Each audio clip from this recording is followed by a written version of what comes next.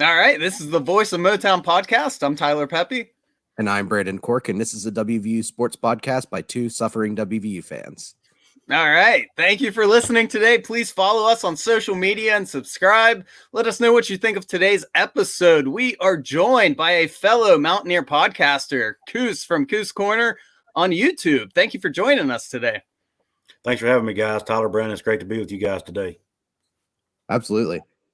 All right, yeah, lots of stuff to dive into today. We have conference realignment, obviously WVU sports, but we always like to get to learn a little more about our guests. So, Couz, when did you become a Mountaineer fan, and are you from the state of West Virginia? I'll answer the last question first. I am. I was born and raised in West Virginia. I've lived here my whole life. I became a fan, really. I've grown up a fan. My dad was a fan, and he and I grew up watching games together. And it's kind of in my DNA, I guess. When did you start creating content, and was it always centered around WVU? I started creating content in August of last year, right after the first round of the Texas-Oklahoma news broke. That's kind of what got me invigorated to do this. And then, what was the other question? Was it always WVU sports? Yeah. It's basically that's my initial. It's funny. My initial intent was to do WVU football or WVU sports and music because I'm a big music buff. But then as I got to studying YouTube, I realized if you do multiple subjects, your videos never go anywhere. So I just honed in on West Virginia sports. And of course I do I don't do only West Virginia, but West Virginia is my focus. Nice. Yeah, that's cool. I didn't realize you've been doing it for such a short span. That's pretty much when we started as well. We haven't even been doing this for a year yet. So we're all breaking in together then, huh? Oh, yeah. Mm-hmm. What kind of music do you like? I'm more of a rock guy, hard rock guy.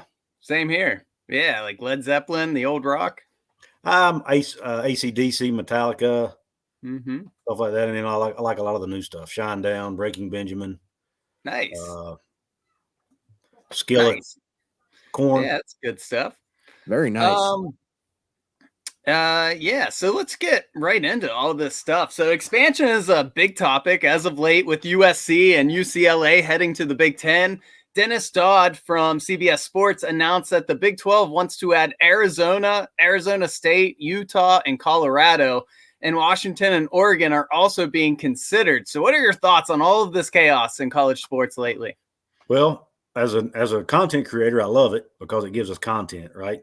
Oh, but yeah. As a college football fan, I'm torn because on one hand, I mean, we love our regional rivalries, man. We love our, the regional appeal of college football, which as a West Virginia fan, we lost 10 years ago, which sucks. But on the other hand, if as a West Virginia fan, if we can get those 6 teams and strengthen the Big 12 conference, I think it's a home run. I think it's something they have to do. But as a West Virginia fan, man, it's going to make travel even harder. It's going to make recruiting harder. So I don't think it's great for us, but it's great for the conference. And I guess if it helps us stay at the quote unquote big boy table, I guess it's, we have to live with it. Yeah, I'm kind of with you. Like, I'm torn because you kind of just have to accept it. It's just the way college sports are going. But it does stink because, yeah, now we're going to be playing teams. It seems like all the way over on the West Coast, teams that we have no old rivals with. And I don't know about you, but in the Big 12, it just feels like we don't even have a rival anymore. Like, of course, you get up for Texas and Oklahoma, but, there's not that hated rival like we had in the Big East. I agree. And I miss that. And that's really the only I like the Big 12. I feel like there's a lot of parity. There's more parity other than Oklahoma and Tech, which Texas has not been that good. So, but other than Oklahoma, there's been some parity in the conference, which is good because you feel like you can win every week. But at the same time, man, I miss those rival games. And that's really the only reason I have any desire to go to the ACC at this point is just to get those old rivalries back. Were it not for that, I really wouldn't care. And of course, the money too right now in the ACC wouldn't be any better either. So, but anyway, I do miss the regional rivalries, man. The backyard brawl, Black Diamond Trophy game. I mean, that's what us Mountaineer fans lived for every year, man. Oh yeah, I feel like too it hurts the turnout of the games too, because I remember whenever I was at WVU, you know, we were still in the Big East then, and the student section was always filled, unless we were getting blown out or we were playing some crap school. But ever since it switched to the Big 12, the turnout from the student section has even dwindled a little bit. I mean, I feel like if you're a season ticket holder, you're still going to the games, but the students aren't riled up because there's not that regional, like Tyler said, hatred. Right. Because we're pulling in kids from New Jersey, Virginia, Pennsylvania, and when you're playing teams from those states, their home states, it's kind of like it's a reason to come out. Absolutely. I agree with you, man. I agree. There's just not the same amount of excitement. And that's happening all across the country. I mean, USC and UCLA going to the Big Ten. I mean, you're going to have someone in LA playing someone from New York or even Maryland. I mean, it's nuts. A West Coast playing an East Coast team. It's just nuts, man. I just don't understand. Money is ruling everything right now in college sports. I don't want to say it's ruining it because we're all still going to watch, I'm sure. But I think it's going to get to a point where folks like us who are diehard Mountaineer fans, it may get less appealing to turn on a game and watch somebody else play, if that makes sense. Yeah, definitely. Do you feel like the Big 12 is, even if it is adding these 4 or 6 schools from the Pac-12, do you think that's enough to keep it afloat? Or do you think eventually the Big 10 and SEC are just going to rule everything? I don't know. I think it depends on what teams we get. If we can get Oregon and Washington, I think it would be huge. If we only get the 4 corner schools, I guess the Southwest schools, the Arizonas and the Utah and Colorado, then I don't know if that's enough, to be honest. Utah, I think is, and I know you get the Denver market, but man, all of those are pro sports teams. All of those are pro sports states. Mm-hmm. College teams in those states don't have the same amount of zeal or draw as a team like West Virginia or Kansas State or Iowa State. These states that don't have pro sports teams. So I just don't know how much it helps us, to be honest with you, other than just adding more inventory for the networks. I think that's really what it boils down to is they need inventory to bring more value to the conference. I think it's at the end of the day, it all comes down to the TV dollars, and it will probably help that. But what I look for, even if we do get Oregon and Washington, it wouldn't surprise me for the Big Ten to come and take them in 2 years. Yeah. Anyway, so, I completely agree with that. But we can enjoy it while it lasts, I guess. Yeah. I mean, this new look Big 12, even without adding those schools, I'm kind of excited about because, it feels a little bit more like the old Big East once Oklahoma leaves, where, you have a lot of parity at the top. You have a lot of competition, and it feels like it's going to be wide open, or it should. And those were great because, like in the Big East, whenever it was us and Louisville and I'm blanking on the other, Rutgers was up there too. South Florida. Yeah. I mean, we were always battling it out. It was fun. We were always competitive. We were winning conference championships, which is great, but it was also, you had those, like we said before, the rivalry games where, the games meant more. And even though we didn't have Pitt in them then, the games were really fun. And it felt like, whenever they were on national TV too, they were always a big watch, a big draw for people. Where, maybe the new look Big 12 with UCF, Cincinnati, BYU, etc., should be more competitive. But like you said, with the TV dollars, you probably have to add in those other schools. I agree with you. I agree with you 100%. The parity, I think we're going to have more parity, like I mentioned earlier. But at the end of the day, if we want to stay relevant as a conference, we've got to have teams that move the needle more. Let's just face it. I mean, West Virginia's without these 4 additions, West Virginia would arguably be the top brand with Oklahoma State, maybe in the conference. And we're like 30th. We're like 30th in the country or something as far as TV viewership goes, or something like that. So we're a top 30 program basically in value and TV viewership. But is that enough to compete with the SECs and the Big Tens of the world? That's what's worrisome. That's why I think we need an Oregon and a Washington in the league to help with that. And that's what makes you kind of wonder about, with these new super mega conferences joining. Like, it feels like WVU should be more marketable because even though we do have a lower population and, maybe we don't have, the big cities that other teams do. I think the ratio of people in the state who watch the games compared to our population is probably amongst the highest in the country. I mean, it would have to be. Oh, I would say so. I mean, we're the WVU's the professional team of West Virginia. And if you're a West Virginia alum, I mean, I feel like once Mountaineer, always Mountaineer isn't something that's over exaggerated. So it just kind of baffles me sometimes whenever you see some of these, USC and UCLA make sense, but like with the ACC and, the Big Ten and the SEC, the way that they're expanding, obviously taking some very big schools, but like, you have schools like Louisville who are getting an ACC over WVU, Syracuse, Pitt, etc. In the SEC, this is decades ago, but you have like Missouri going in there. Mm-hmm. I feel like WVU is more valuable than that. And, it just seems like with the chatter, WVU is kind of becoming a little bit of an afterthought. So I'm really hoping that we end up on our feet in all this because I love WVU sports as we all do. And it's a worrisome time. I totally agree. I think we're one of those, I've heard the term tweener.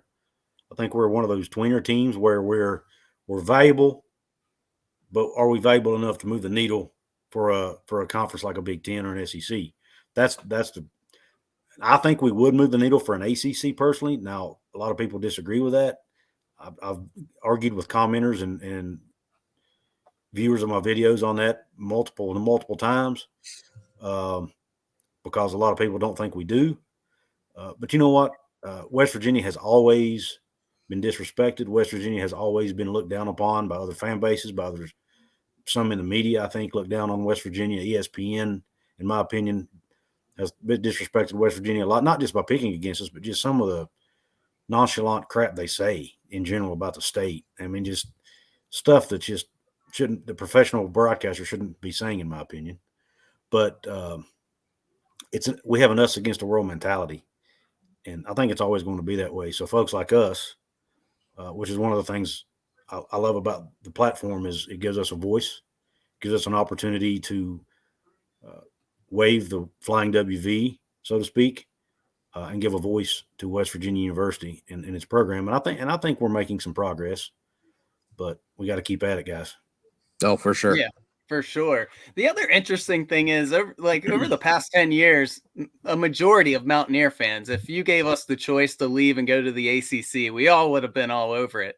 But recently, with the rumors of maybe Miami and Florida State being taken from the ACC, would you want to go to the ACC at this point, or are we better off in the Big 12? Is the ACC a dying conference that's ready to collapse? I think today, if I hadn't had to say, I would say you stay where we are.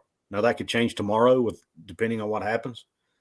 But if you start seeing Clemson, Miami, Florida State, these schools getting picked off by the SEC, then I'll say, but then the ACC is not as attractive, right? Now, if they come up with some kind of deal, they're able to get Notre Dame locked in or something to make the conference more valuable, then maybe I'd like to see West Virginia go. But right now, I think we're probably better off where we are, even though even though we missed those rivalry games, for the benefit of the program, we would probably be better off in the Big 12 today than the ACC. Yeah, it's such a weird time because you don't know what the right move is. Like if we leave, we might be regretting it. So I don't know. I don't know what the right answer is anymore.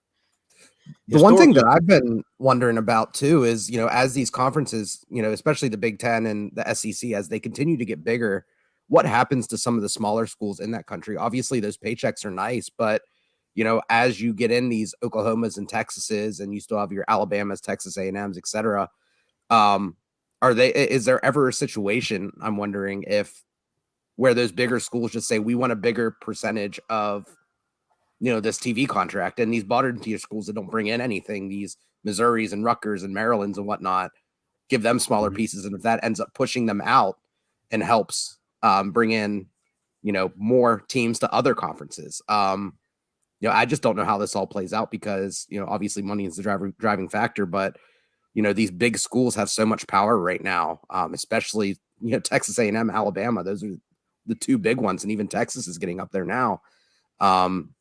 It's just going to be really shocking to see how much weight they have and how much pull they're going to have within their conferences to pull the strings. Agreed. Yeah, we don't know where this is going to end up. I've heard a lot of talk. Matter of fact, I heard that same sentiment today on another podcast I was listening to earlier. Are they going to eventually start pushing teams out? But I don't think they will, because most of these teams bring something to the table, even if it's just something in the academic side, like Rutgers or, something. I've been listening to a lot of Tony Altimore, as you guys may know who he is, but from some of Brad's work. But he talks a lot about how us as fans, all we look at is the football piece or the sports piece, the athletics piece. But these university presidents are focused more on the academic stuff. And they're not adding teams just because they bring something valuable to the football field. That's a part of it, but it's not everything. How they fit academically and everything else, culturally, all that fits or matters as well. So I don't see them kicking teams out, but hey, you never know. We could get to that point. For sure. Yeah. So let's move on to some WVU sports a little bit. For the listeners who aren't aware, running back Lynn J. Dixon entered the transfer portal. Apparently he was facing disciplinary action, team violations. So it seemed like he was in trouble prior to the decision, and ultimately he just decided to transfer out. Very disappointing. He didn't even play it down, but he had a history of these issues at Clemson. So what are your thoughts on the Lynn J. Dixon situation? Yeah, it was disappointing to hear, but I'm not really worried about it. I knew when we took Lynn J. in, because of his past history, I kind of knew a little bit of his backstory as far as why he left Clemson. I was a little bit concerned that he might be a locker room problem, but I just, I trusted Coach Brown and those guys had vetted it out, and I'm sure they did to the best of their ability. But I wasn't surprised. I guess I was surprised, but not shocked, if that makes sense, about it. But I'm not really worried about it, because I really don't think he was going to get higher than third on the depth chart anyway. I think Justin Johnson had kind of solidified, at least in the spring, that number 2 spot behind Tony Mathis. Now, it will hurt from a depth perspective. We need bodies. Running back is a position that takes a beating. But maybe they can go out and get somebody out of the portal, or maybe, somebody like a Mark Rucker, I think is his name, can step up and do something. But it was disappointing, but I wasn't that surprised by it. And I'm not that worried about it. Yeah. Dixon, I think the thing that really intrigued me about him is he was a home run hitter. Out of the 3 guys, Mathis, Johnson, and Anderson, and, anyone else who might potentially be on the roster that we don't know right now. Do you see that there's anyone else who can fit that role in the offense right now? I don't know of anybody. I mean, Johnson's got some speed, but he doesn't have Lynn J. Dixon speed. He was definitely going to be that home run hitter guy. But I do think Johnson has enough speed to break a long one if needed. And he's a little twitchier probably than Mathis. But what Dixon gave us was a change of pace guy, and I'm not sure with Johnson and Anderson and Mathis, we get that now. I think we have 3 guys that are all similar in the way they run the football. So you think, are you thinking that it'll be more of a timeshare this year compared to what we've seen the past few years with Letty? I think so. I mean, I think Mathis will start the season out the guy, but I think Justin Johnson will be able to come in and relieve him more so than what Mathis did Letty last year. Of course, Mathis was hindered by injury as well. But I do think, it'll probably be a 70-30 type scenario. Won't be quite 100 like it was basically the last 2 seasons. I mean, poor old Letty Brown took a beating, man. I'm with you. I think it'll be more of a running back by committee, and I think that'll be good for our guys. It'll keep them healthy. It's a long season, so I kind of like the idea of what we have at running back next year. I do too. I think Tony Mathis is going to surprise. He's not on anybody's radar right now. I think he's going to step up and surprise some people this year, because I think he's hungry.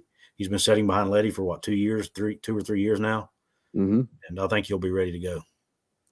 I really like Jalen Anderson. I know he's not someone that we talk about as much, but I feel like, potential wise, he has the ceiling to be really, really good. It's just, it really hurt him last year by getting on campus so late. I think it was September when he got on campus. Yes. But, if you look at his, high school stuff, the numbers that he put up, I think he had over 500 yards receiving his senior year or something like that as well. So he can catch the ball.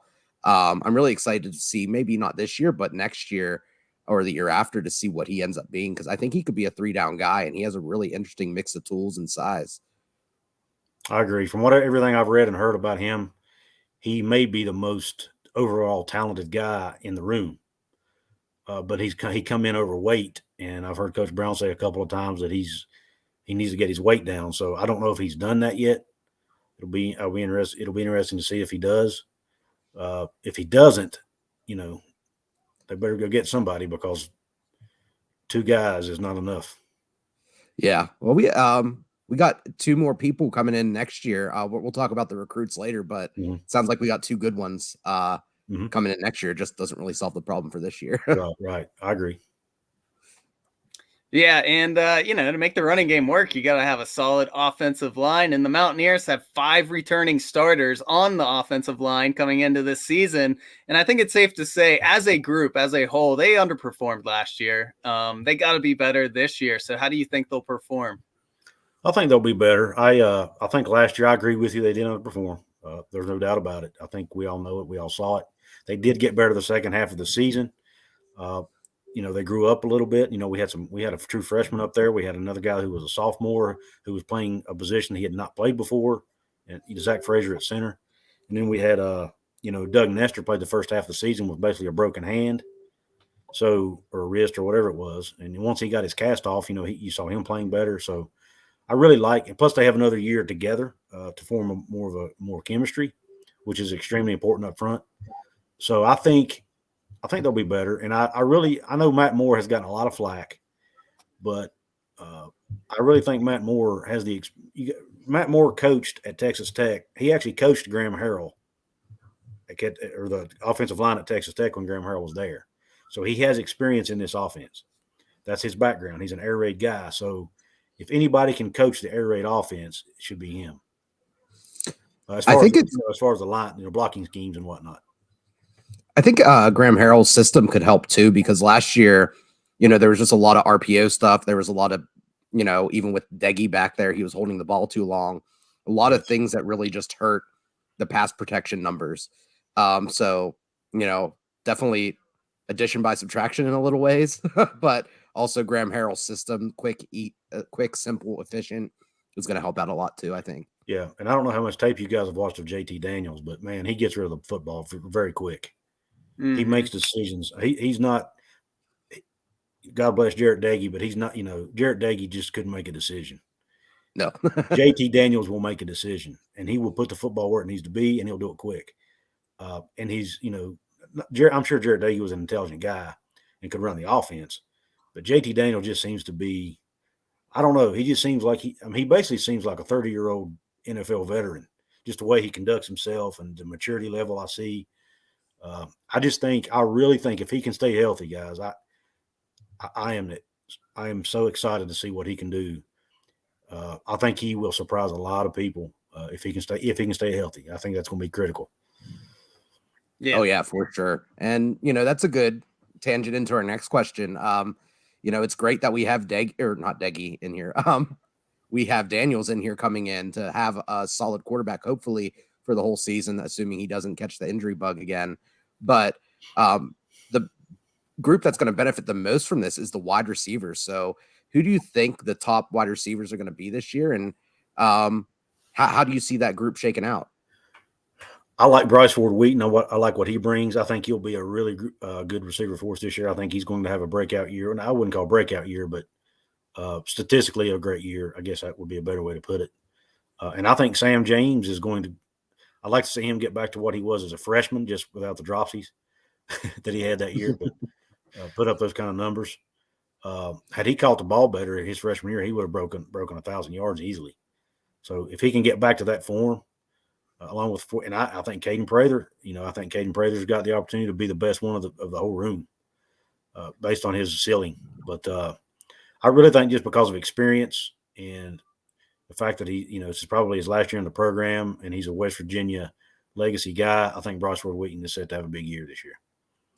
He really impressed me in the spring game. I know it doesn't really mean much, but last year, just going over the tape, after every game. The thing he struggled with most was winning those 50-50 balls. And some of it was just ball placement from Deggy too. But in the spring game, it seemed like all of his big plays, he was jumping up and making catches. Obviously, the defensive backs that were covering him were younger. He wasn't necessarily facing our best of the best, I think, yet, or they were a little bit green. But the ability to go up there and do it and showing that in, basically a live game really encouraged me. Yeah, and I think it shows he's been working in the offseason. I heard an interview with him. I think it may have been on the Country Roads Trust podcast. He talked about how that was the one thing he worked on was winning 50-50 balls. And he thought he needed to do a better job of that. So, and I think, like you said, the fact he was able to do it in the spring game is a good sign. Let's hope it can, continues throughout the season. Mm-hmm.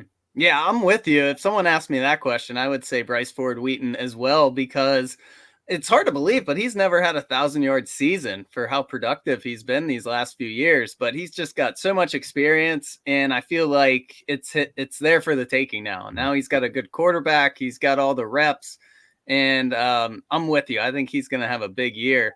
And, Caden Prather's the easy answer. That's the one everyone says because he's got the highest ceiling. But he could have a huge year. But I'm with you. I think Bryce Ford Wheaton's going to lead the, yards and maybe touchdowns. Agreed. I'm in the Prather camp just because I feel like the way he played the second half of the season last year, there were drives it seemed like he was the guy. He was making 2 or 3 catches on every drive, getting 50 yards, and then he'd kind of disappear, but he's a freshman, so that could be expected. And plus with WVU's offensive problems, I don't really poo-poo on that too much, but I understand. Yeah, he's definitely got a huge ceiling. Oh yeah. I think we have good, and I like the fact that we have more than one guy there. We have balance. We have several guys who on any given weekend could be the number one receiver. Whether it be James, whether it be Prather, I think if Preston Fox can continue his momentum, even Reese Smith, maybe, if he can break out and have a good year. I really like what we have in that room. And from what I've heard, the incoming freshman, Jamel Williams, has looked really good too. So I think I got his name right. But anyway, so he may be able to contribute as well. I was going to ask you about that. What do you think of Preston Fox? Obviously, that spring game performance was huge, but how is it real? Do you think we're going to see him play some meaningful snaps and put up numbers this year? I don't think it'll be what we're expecting because I remember seeing this with Ryan Nealon years ago. Much respect to Ryan Nealon. He's on the staff now, but he had a great spring game, and I don't even know he barely played during the season. And then it was somebody who played for Dana, Jordan Thompson, I think it was. Like, he come out every spring game and looked like a All-American. And he was a good receiver, but he was not, not quite as good as he looked in the spring game. So I think it's yet to be determined. I hope he does. I'd love to see it, being a West Virginia kid. But, it's I kind of take the spring game with a lot of salt. Yeah, for sure. I'm with you there. Which player you think will have a breakout season? Any position? Like, who's not on a lot of people's radar that you think is going to have a big year? I think it's Tony Mathis. I have a lot of confidence in that guy. I really like him. I like his attitude, his maturity. I like his hunger. You listen to interviews with him, he's like, this is my time. I think he's confident. You saw what he did the last couple of games of the season last year. He broke some big runs and ran like a madman. I think he's been waiting on this his whole career, and I think this will be the year he proves that he can, he can compete with the top-notch running backs in the Big 12. I'm not saying he'll be Bijan Robinson by any stretch of imagination, but I think he'll be I think he can be a top 4 or 5 back in the Big 12. Oh yeah, I love the way he runs. Yeah. Yeah, he looked good in the bowl game. I didn't understand why they didn't feed him more in the bowl game. He was really the only offensive guy producing, and they just, every time he touched it, it seemed like he was picking up yards. That's one of many questions from that bowl game, but let's stay positive. So I think if I had to choose, I'd probably go on the defensive side of the ball just to be a contrarian, I guess. And I would go with Lance Dixon. I feel like he could really have a huge year without Chandler Semedo there in the middle, kind of stealing tackles. He really impressed me with the way he came back last year. I think athletically, he's one of the most gifted guys we have. He has the pedigree, he checks all the boxes. I think he could have a huge year. I agree with you. And it's funny nobody talks about him much because if I'm not mistaken, you guys correct me if I'm wrong, but I think he was a 5-star recruit. 4 or 5, yeah, I think. Or maybe a 4, but he was a really highly talented recruit.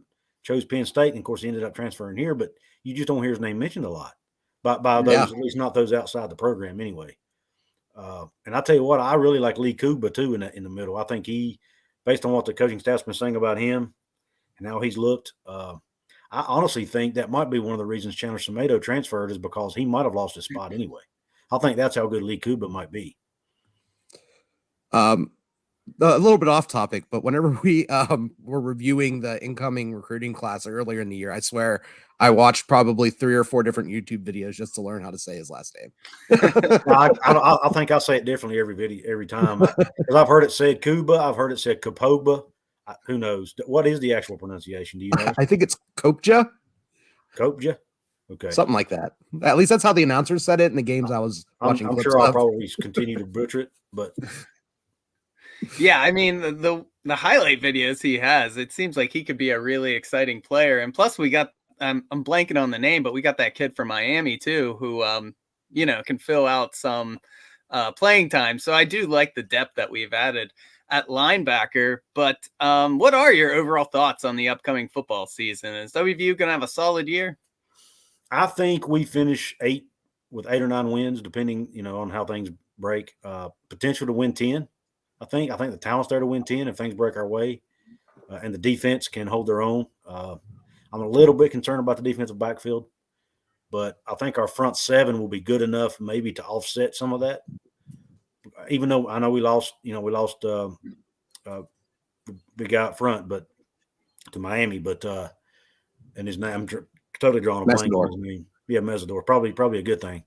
I done forgot about it, but no, we did lose him, and that was a huge loss. But the fact that we got a guy to step in that already has a lot of experience, to me, is huge with Jordan Jefferson. So I really like what we have up front, and of course Dante's Dante.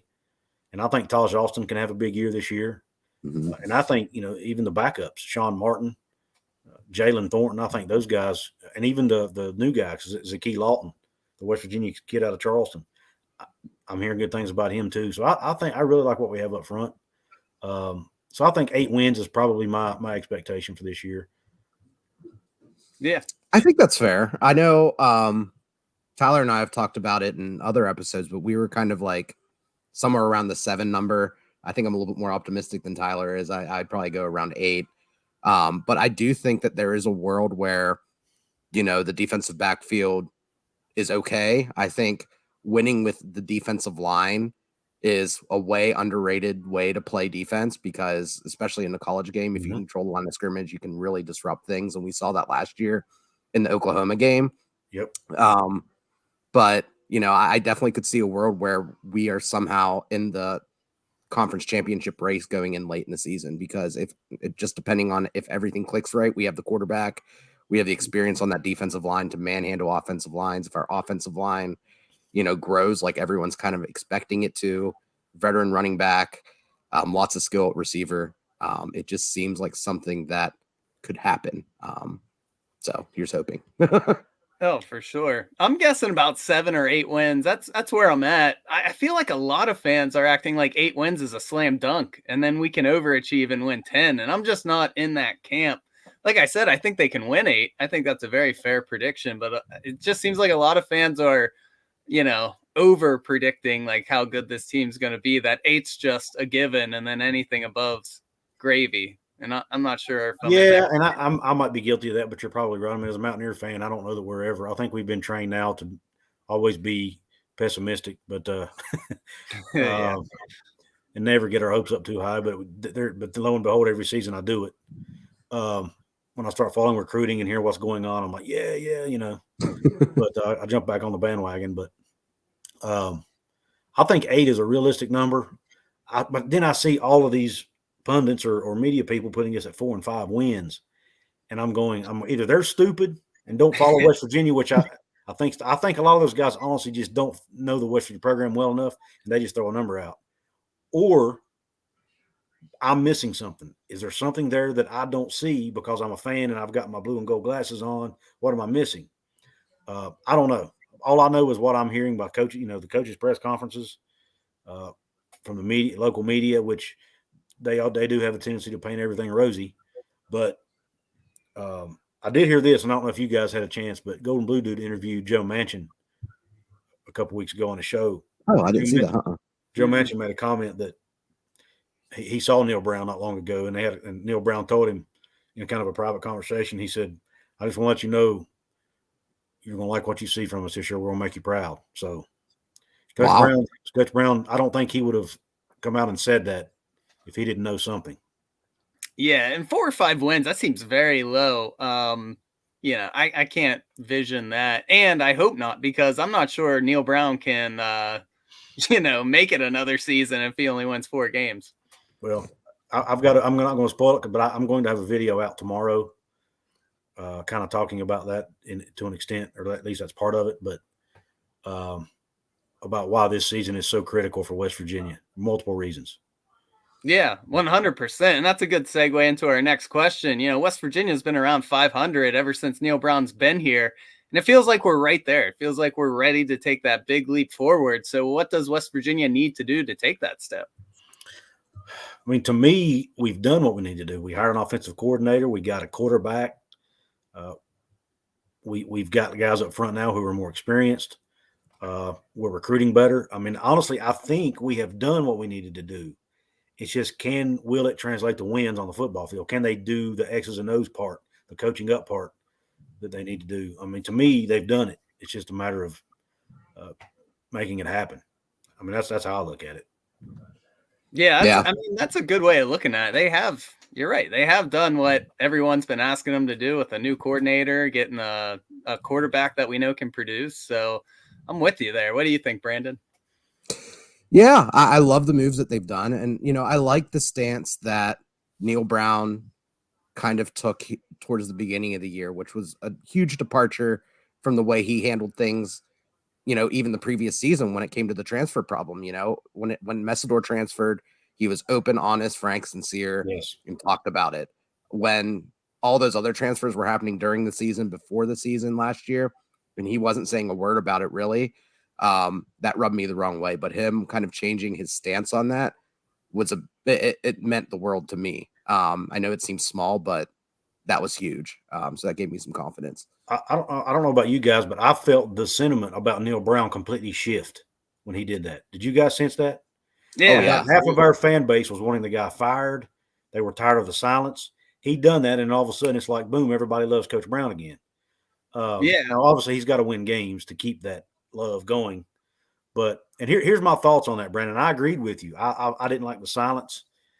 But then the more I think about it, talk about it, read about it, listen to multiple podcasts and everything under the sun, here's my take on it. I think a lot of those transfers were coaches' decisions.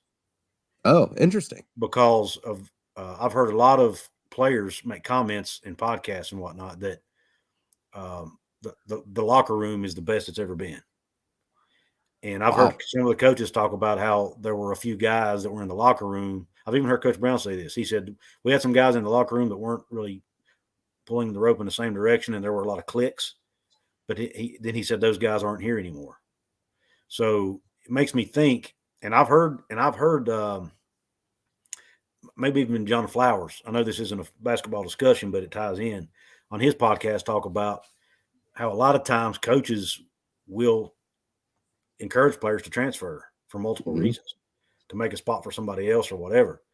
And they're not going to come out and talk about that, So I think there could have been – I don't think that's the case in all of them, but I do think a few of those cases may have been either mutual decisions and or coaches encouraging the players to move on.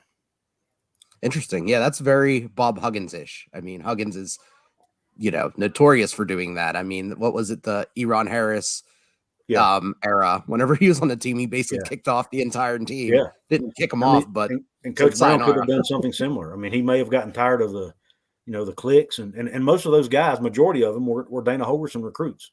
too. Mm-hmm. And a lot of people miss that. Yes, we had a lot of transfers, but probably 90% of them, and I'm just making that number up, was Dana Holgorsen recruits who didn't fit Neil Brown's culture. Neil Brown and Dana Holgorsen are completely opposite of each other.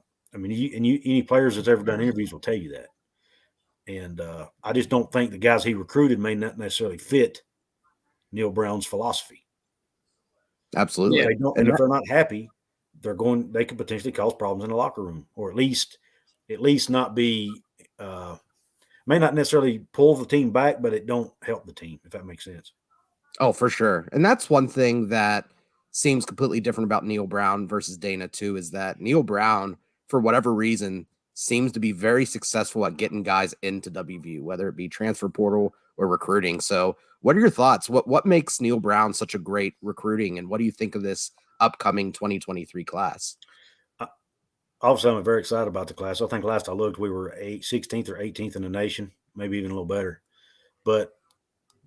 And we know that'll change. But I like multiple things. One, I think we got to give credit to the administration and those who have donated money, because I think the new facilities are not hurting us at all. I think it's really helping us in recruiting.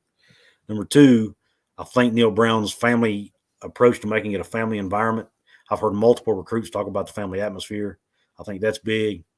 He started that 5th quarter program to help guys with life after football. I mean, there's just things like that really weren't there that he's implemented. I think is huge. And especially if you're talking to a mom in a living room, they want to know more about just football. They want to know what you're going to do for my son, or, when he outside of football or after the football's over.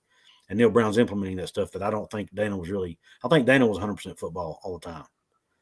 And I think Neil's more focused on you, the person, more so than just you. And I'm not saying Dana's a bad guy. I didn't mean it in that regard, but that was just a different mindset, different philosophy. And I think that's attractive to a lot of players and a lot of parents. And then, too, let's don't forget, West Virginia's number 1 in the new Big 12 in NIL money, too, guys. Oh, really? Yeah. I didn't realize that. I saw it yesterday on Twitter, yeah. Yeah, We're averaging $22,000 per player right now on NIL. Wow. That's surprising for sure. Me too. But yeah, I agree with you. I think Dana was more of just, a businessman. Like, hey, I'm going to get you to the NFL, and that's how the players approached it. And I do feel like Neil Brown is more personable, and he brings that, this is a team effort mentality, which is good, because I feel like for smaller schools like a West Virginia, who's not always getting the 5-star recruits, that's kind of what you need to be successful. You need everyone to buy in. You're not having, a bunch of 5-star recruits just out there, doing, just outperforming everyone. So Right. I agree with you there. And that's, again, not a knock on Dana. It's just how those two guys coach. Exactly. I think one thing that helps too is that for WVU, getting a highly rated 4-star guy is basically like getting a 5-star. So those 4-stars who might go to Penn State or Ohio State and get less NIL money might come to WVU and get more NIL money because they're a superstar here versus just another drop in the bucket at Ohio State. Yeah, exactly. I mean, right now, I found you guys will love this. I was on Twitter last night and I saw a tweet from, I'm sorry. I was wrong. I went out to on3.com. When I saw that tweet about the NIL rating, I went to on3.com because that's who keeps track of that stuff. And I found NIL value of the 2023 class. Guess who's number 2? Rodney Gallagher. Really? Wow. Yes. You got a bag. Yes. Now that doesn't mean how much money they've gotten. It's how much they're saying this is how valuable they are because of not only their on-field ability, but how well they do at marketing themselves on social media. And interesting. Rodney Gallagher has a huge social media following, and he's on That's right, all the time. So he also is known for playing with Bronny James on that AAU team. Yes, saw a picture of that today, and what that does, if you're a company, and you want to pick somebody to promote your product or your services, you're going to want to pick somebody who's has a strong social media presence. So that makes that player more attractive than maybe somebody else who's not going to do much. That's what team was it? That girl from WVU who ended up getting picked, 4th overall. I forget what team drafted her. Yeah. Yeah, that was one of the reasons I think she was drafted so high, because she had like the most Instagram followers or something. Yeah. Of any college player. Yeah, I think unfortunately she's already out of the game, if I'm not mistaken, or at least out of the WNBA. But I'm sure she got paid while she was there. But oh, for sure. But no, it's she probably makes more money off Instagram anyway. Probably so, and modeling. She's a beautiful woman. But I think West Virginia is doing better in the NIL space than we may have expected them to. I think Country Roads Trust is doing things the right way, and from everything I see, they're doing it the legal way. When you see guys doing camps, you see them doing, the podcasts and all that stuff, wearing sponsor T-shirts, and I think that's what it's intended to be. Because all the guys that I see that are already getting paid are already here and on campus. Gallagher's earning, he's bringing up his value. That doesn't necessarily mean they're paying him now, So hopefully they're not, but who knows? Did you see the video that came out? I want to say it was last week, of the Texas A&M coach in the stadium with the recruits and saying, those guys are going to pay you a lot of money to come here. And he was pointing to the box seats or something like that. Yes, I did. Yeah. That was bad. Somebody. Yeah. I mean, yeah, Jimbo, I'm sure Jimbo wasn't happy about that. Oh no. after he's up here claiming that they're not paying anybody and all this. Give me a break. Everybody's paying. It's just part of the game now. It's legal now, Right. Yeah, you might as well be upfront about it. Do you have a favorite commit so far for this 2023 class? Anyone sticking out? I mean, obviously Gallagher's the easy pick because he's the highest rated. But I'll tell you, I like Raheem Jeter. Not Raheem Jeter. I like him too, but Jaheim White is who I'm thinking about, the running back. Oh yeah. I think Jaheim White may end up being a 4-star before his senior year's over. Wow. And I really like Johnston Benton too, that defensive lineman that we got out of Georgia, that we beat Georgia for. I think he's going to be a stud. That's probably my top 3 off the top of my head. It'll be interesting to see how Trotter performs, Jeremiah Trotter's son. Yes. I think that's what I was going to say. Yeah, I think he'll be very good. I agree. I think so too. I'm excited. I think he could end up being a 4-star too, but I think he's a pretty high 3-star. If I'm not mistaken. So he could end up being a 4. A lot of these guys could get bumped to 4 stars, which would, obviously boost our recruiting rankings up. And we still have one 4-star who's got us in his top 5 out of Roanoke, Virginia, who's supposed to commit sometime this month. Can't remember his name off the top of my head, but so we've still got some pretty big names out there that we might be able to grab. Yeah, I definitely think this class is going to be really, really good. I mean, I just, whenever I went through the list a week or so ago, I don't see a name on there where I'm like, I don't know where this guy fits. I feel like they did a really good job of identifying guys that are going to play or could develop into someone who's going to get a lot of playing time in the next couple years. I agree. And but what scares me is when you look at the recruiting rankings, Baylor is recruiting better. Cincinnati is recruiting they're killing it on the recruiting trail. And, both those are teams are going to be playing in conference. Then you've got Texas Tech killing it I'm like, man, West Virginia's improving their game, but so are our conference foes, man. They're all improving their recruiting.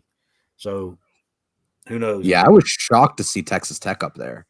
Yeah, me too. And I think a lot of that is just based on the number of – they got so many commits early. And, the number of commits you have has a lot to do with where you're rated. They look at that as much as they do talent level. But so they're slowly starting to drop a little bit. But they did, man. I can't believe he got so many commits that quick. I mean, he's hitting the brand new coach. Yeah. Yeah, I mean, that's good for our conference, though. We were just talking about if the Big 12 can survive. I mean, if all these teams are recruiting well, that's, if you look at it big picture-wise, that's good for all of us. It is good. It is a good thing. If West Virginia can land a top 25 class, I'll be happy. Oh, yeah. So, and I think we're heading in that direction. Awesome. Well, I think that's all we had for WVU football. Our next question for you is, what is your favorite WVU game of all time, any sport? It's a tough one. I've got multiple ones. Can I give you 2? One basketball, one football? Absolutely. Sure. Favorite football game would be the 2005 Louisville game when Pat White made his entrance. Me too. That was the first game I'd ever attended with my dad. We were at the game. We're planning to leave about halfway through the fourth quarter. They bring Pat White in. You know the rest of the story. Triple overtime victory over Louisville. Put West Virginia football. I mean, from there on, it was boom. Probably the best era of West Virginia football, at least in the last 30 years. And then basketball, I would have to say the Elite Eight victory over Kentucky in 2010. That's always my go-to. I love that game. Yeah. I tell you, though, there's so many good basketball games. The Big East championship game that year was big, too. When Deshaun hit buzzer beater against, I think it was Georgetown. Yep. And then you've got the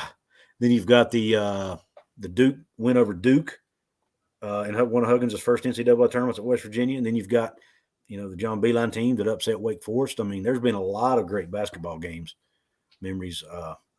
Unfortunately, not as many in football in recent memory.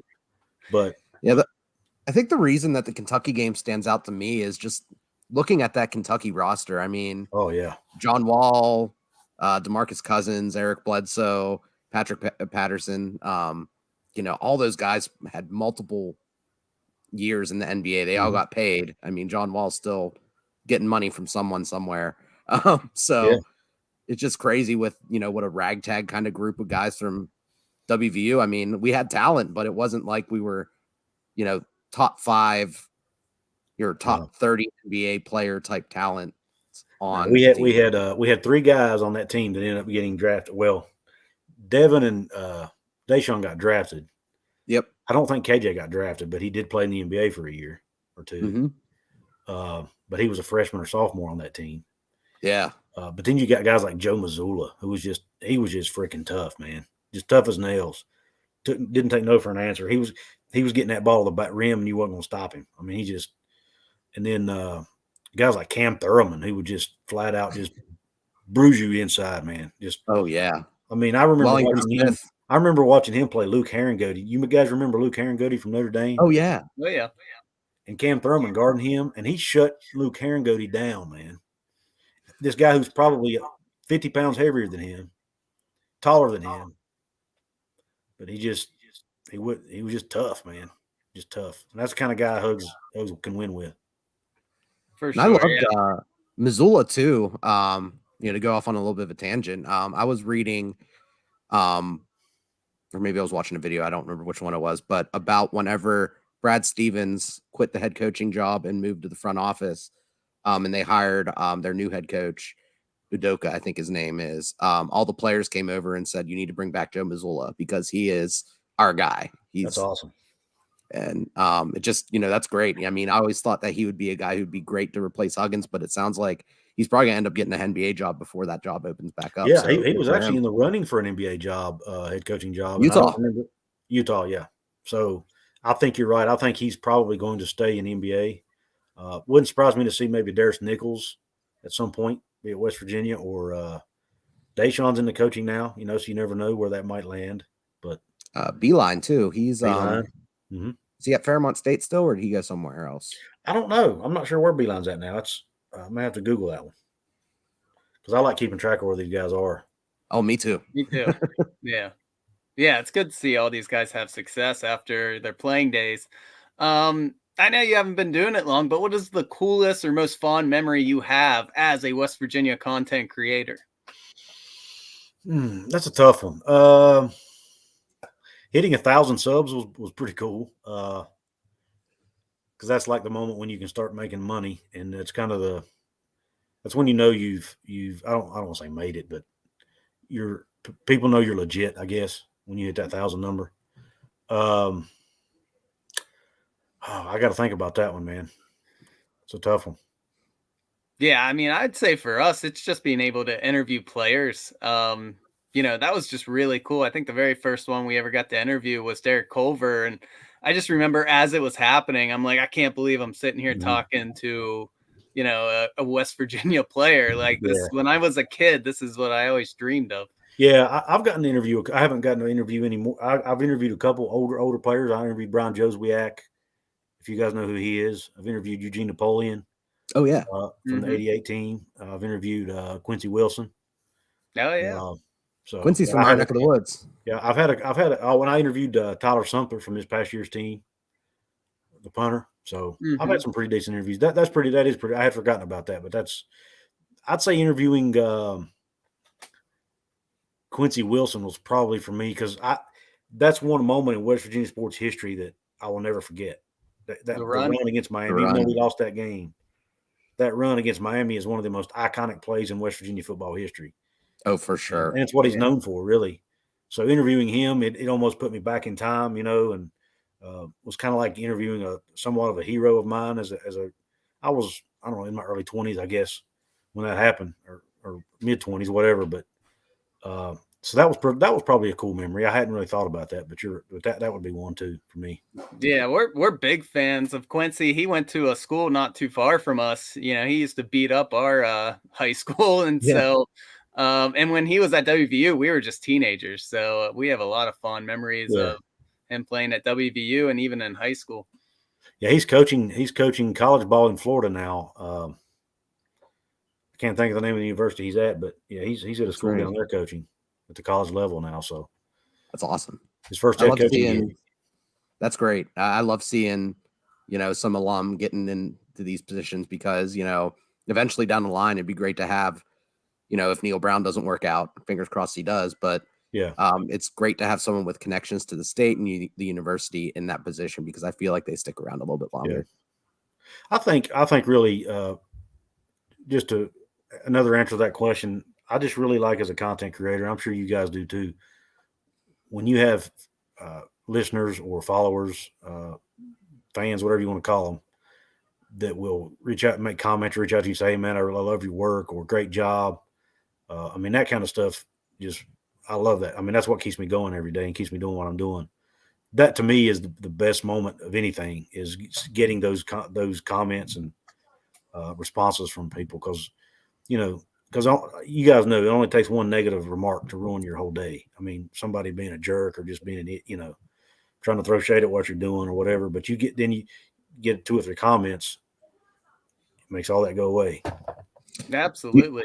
Do you feel like it seems like you have a lot of good interactions too, compared to some other content creators. Is that true though? Like, are a majority of these interactions positive? Majority of them are positive. I get a negative one, and obviously the more views you get on a video or the more listens you get on a podcast, obviously the more negative you're going to get. But it's not. Yeah, it's majority positive, man. It's majority of people out there are nice people, I think. But there's always a jerk.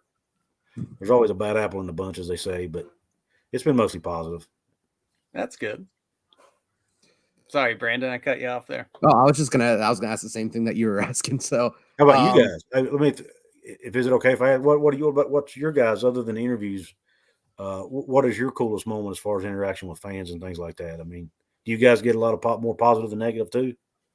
I'll let you take that one, Brandon. Yeah, I feel like it comes and goes. A lot of the time, we get negative comments because of our association with Brad and the Voice of Motown.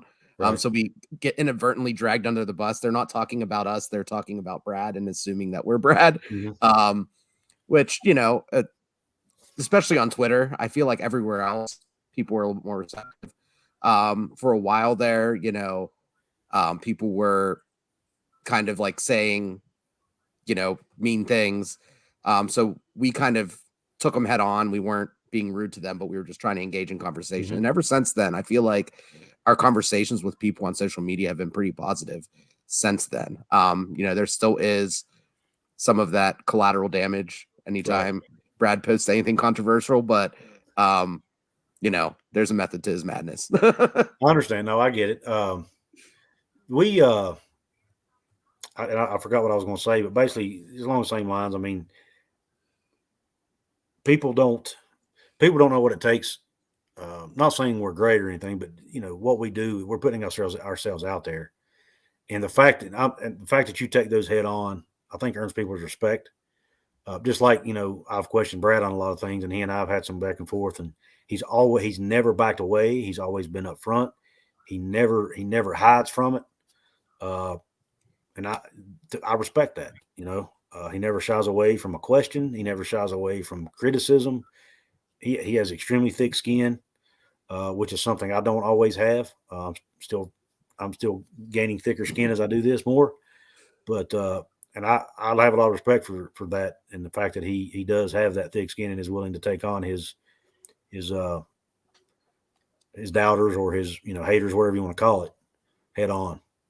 Oh yeah, I mean he's built different. I think. I mean, I know whenever me and Tyler would get some people saying negative things, we would message each other back and forth privately, just say it being extremely rude and mean, things that we wouldn't say out in public about people. Right. But then we're thinking about what we can say to, that's nice and courteous and engaging to say to someone. So right. A lot of cursing under our breath while we're. I understand. Hey, trust me, man. I've had some conversations with people. I'm thinking, God, I'd like to tell this person to just shove it, but it probably wouldn't be great for my brand or my channel. So I'll try to. No, I've had a couple times I've had to block people because they just get on. They're just trolls, and all they're trying to do is start trouble.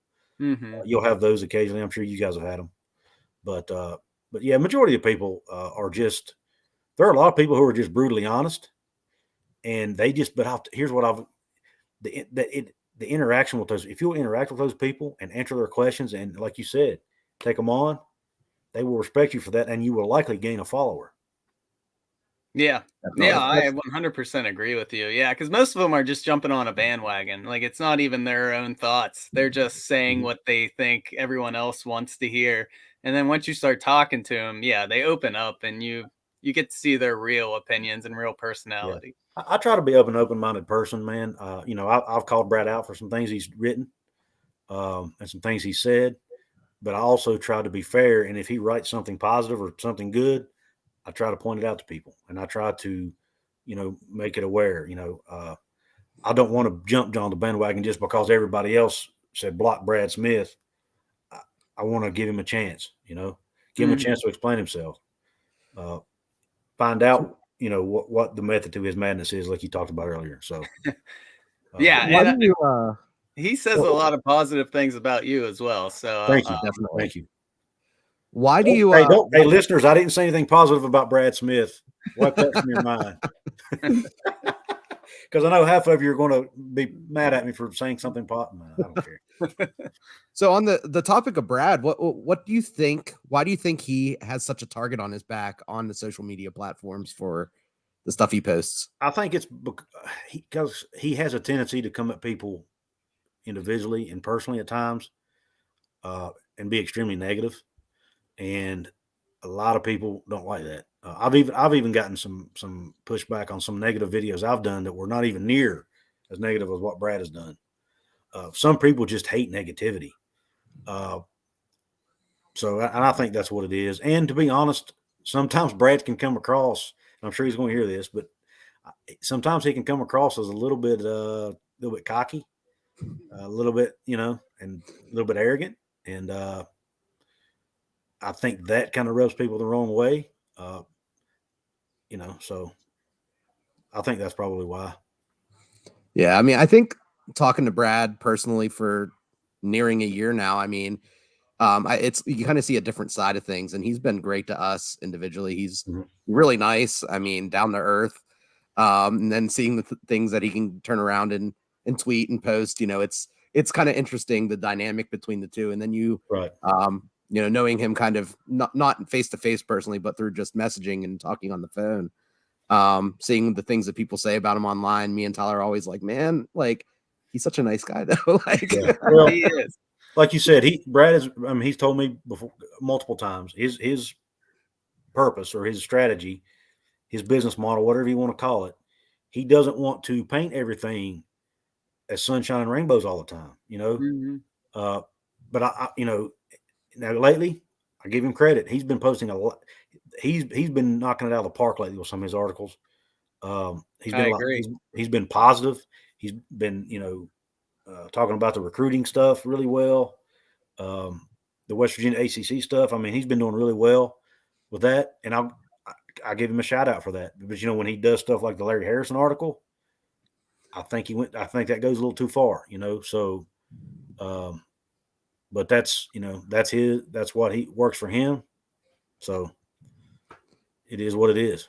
Yeah. And I can, I like to have the balance of positive and negative. That's something that me and Tyler have always done during all of our podcasts. Even when we're winning games, we always talk about some thing that the team could do better, just to balance it out, because, I feel like our style as, I don't know what you want, a media personality, whatever, is to just lay all the facts out there and try to be as open and transparent about everything as possible. And if, whenever the team's doing bad, like last year, whenever Jared Deggy was bad, the offense was bad, everything else, we just didn't really have very many good things to say. But, we're not going to make things unicorns and rainbows whenever things are going bad, going bad. So, I do think our mainstream media in West Virginia, and I think it's everywhere. I don't think it's just West Virginia, but I think they have a tendency to be overly positive. They don't want, Brad and I have talked about that, but when I interviewed him on my show, we talked about that, and I actually agree with him on that. For whatever reason, nobody was asking, why are we having so many guys transfer? And of course, if they did, he just gave a generic answer anyway. But now I've heard through the grapevine that they're afraid to ask those questions because they're afraid they'll lose their credentials. Maybe that's true. I don't know. So if that's the case, then you can't blame them for that. That's their career, right? Yeah. But, see, Brad doesn't have to worry about that. Exactly. You guys don't have to worry about it. I don't either. Now, I'm like you guys. I try to be realistic, but I don't want to I'm not going to go on my show and say this guy sucks or this guy, is a bum. I agree with that. I won't do that. But if I say that, hey, he needs to do this better, I'll do that. Right. I just try to do it in a way that's respectful. I'm not sure I do it all the time, but I try. Yeah. I'm the same way. Too, that these media people, they probably feel like they have a personal relationship with these coaches too, which I'm sure makes it harder to be critical. It does. I'm sure. Yeah. I mean, I want to be, I'm like you guys, I want to be real, but at the same time, I want to be respectful because I don't want to, I don't want to be known as that just crazy YouTuber that's constantly hating on West Virginia or, whatever. But at the same time, if I'm positive all the time, then what good is it? What purpose am I serving? Yeah. So I don't know. It's you guys know sometimes it's a fine line to walk, especially when you're a fan and you're emotional after a game. And I want to do a post game reaction video, but you know what? Usually those are the videos that fans like to see. They want to see us for who we are. And I think folks like us and like Brad who aren't tied down by some credentials or whatever, we can be more free to. I think this is the media is going this direction anyway. I mean, YouTube, podcasting, freelancing. I guess that's what I call what Brad does. Whatever I don't know but I don't know if I used the right term. But if you look on Twitter, most of the information is from those kind of people. Mm-hmm. Now, sometimes they're not accurate, but by gosh, sometimes they're dead on the money too. So, you've got to. So I think we're where it's at, and I say we meaning this, YouTube, podcasting, the social media and networking type stuff is the future of media anyway. Oh, for sure. I agree. Can't agree more with that. This is our first off season. I guess it's your first off season as well. There's no football, there's no basketball. So, what's your strategy for creating quality content during the off season? Because like we said earlier, you do get a lot of fan interaction, which we've been trying to get more of. And maybe our biggest problem is we weren't on YouTube until, just recently we started posting there because we were trying to push like Spotify and Apple Podcasts. But I think what we're starting to learn is that, yeah, you're right. YouTube is the way to go. Yeah, I actually, I get my stories. If I don't have a story, I spend a lot of time on Twitter. Obviously, I listen to as many podcasts as I can, read as many articles as I can, things like that in my free time to try to get video ideas. And then as far as fan interaction goes, the more interaction you get on a video, the more the YouTube algorithm picks up your video and the more it promotes it. So, and two, from a personal standpoint, your fans appreciate it when you respond to them. It makes them know you care. At least hit that heart button. Let them know you saw their comment. It's impossible to answer all of them, but I try my very best to. But it's impossible. I don't know these creators that have like 25, 30, 100, 50, 100,000. I don't know what they do as far as comments go, but I'm not big enough yet to where I have to worry about it as much. I can still see and respond to the majority of my comments. Yeah, I feel like that this off season, we've done a lot more interviews than we did during when sports were going on, but we tried to do a couple different things, like with we did what was it, top 50 or 100 WVU football players of the 21st century. We did like a more of a nostalgia based podcast on the Wake Forest WVU basketball game from 2003 or whatever it was. Just to try out different things. But it's been interesting because I feel like there are definitely times where most of the stuff that we're posting is still getting as many views, if not more, than what we were posting during the season. So, which I think is good, and it just shows how dedicated WVU sports fans are. Absolutely, it's great. I've some fellow YouTubers that I've done some work with are fans of teams who they can do a video on their own team, and it doesn't, it might get 200 or 300 views. They can do a video on, and I can do a video on what, and we're the same size channel now. Keep that in mind. I can do a video on West Virginia and get 1,000 of the same type. West Virginia fans are passionate, man. And I'll tell you something else, guys. Facebook groups, West Virginia fans are phenomenal in Facebook groups. They don't block you for posting your videos and your content. And a lot of these fan bases, if you post anything that ain't Sports Illustrated or 24/7 Sports, they won't let you post it, because you're not legit. West Virginia groups, for the most part, will let you, and they're interested in watching and reading what you have, which helps. But some of these fan bases are just not as active for whatever reason. But we're just blessed to be part of a fan base that is. Yeah, there was one group that I was trying to join. I don't think it's the one that I'm a part of already on Facebook, that whenever we interviewed Deuce McBride, I wanted to post the article on there, and they blocked me just because of the Voice of Motown name. Well, that's yeah. That was really frustrating. Yeah. There are still a lot of West Virginia fans who I also posted it on the 24/7 board, and it lasted for, I think it was 50 minutes before they took it down. That was refreshing to say. Let's see how long reason they absolutely hate his guts. I know. And they're petty too. Like they put, like, as soon as we joined Twitter, like a month after we started the podcast, Tyler was messaging, I think, one of the 24/7 guys about something, and then all of them blocked us. Mike, Chris, wow, they're mods. They just blocked us on Twitter. I don't know. Well, in their defense, Brad does kind of like to stoke the fire. So, collateral damage, like we said. So I don't know, but yeah, I don't know, man. I'm staying out of that fight. I'll let Brad, you guys fight that out with those guys. It just gives us more gas to keep going. Yeah, for sure. All right, man. Do you have anything else, Brandon? That's all I had. No, that's all I had too. Yeah. Well, hey, Couz, we appreciate it. This was a good interview. And for anyone, I'm sure most of you already follow him, but if not, check out Couz's Corner on YouTube, and please subscribe. Yeah, thank you. And I'm also on Twitter at Couz, COUZ 206. Look me up there. For sure. Awesome. All right.